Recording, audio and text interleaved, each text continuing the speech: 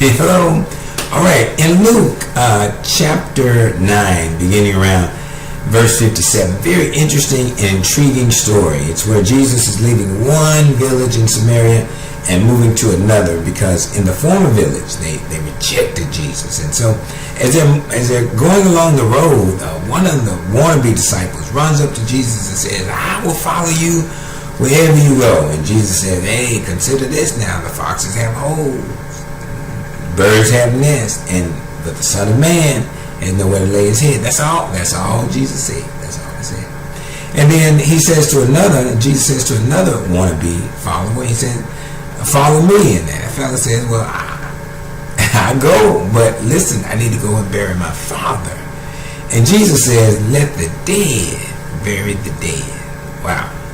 And then a third fellow runs up and says, "Lord, I will follow you. Let me just go home and first say goodbye to those at the house." And Jesus says to that particular fellow, "No person putting their hand to the plow and looks back is fit for the kingdom of God." Wow.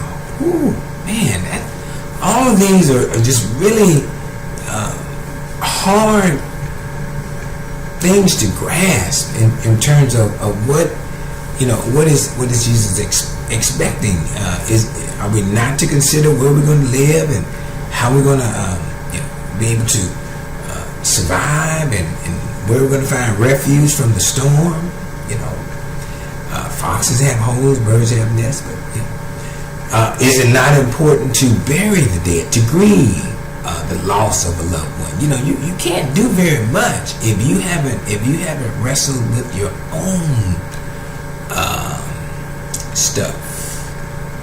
How can you help someone else when you haven't completely grieved yourself? Okay, all right, and then this third fellow, in terms of let me go back and say goodbye to the family. Connections. We all of this is connected.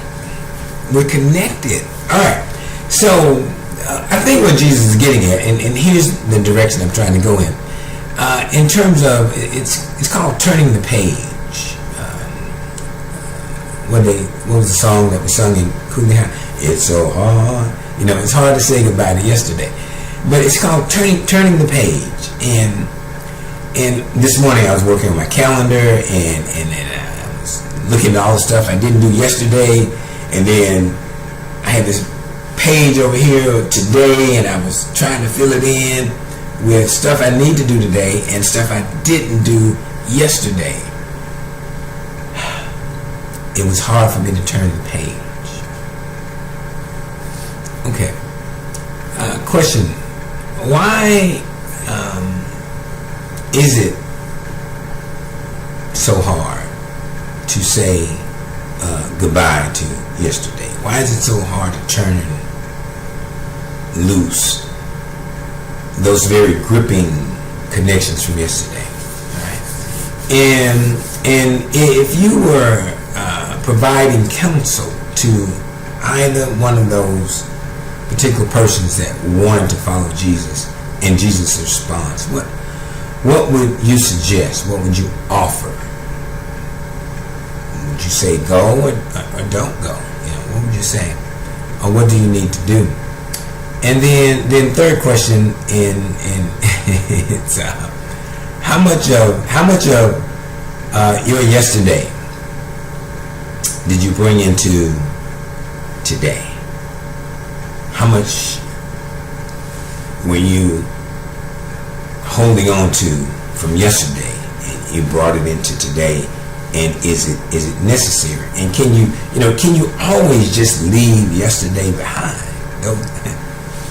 All right, I see you in Bible study. All right.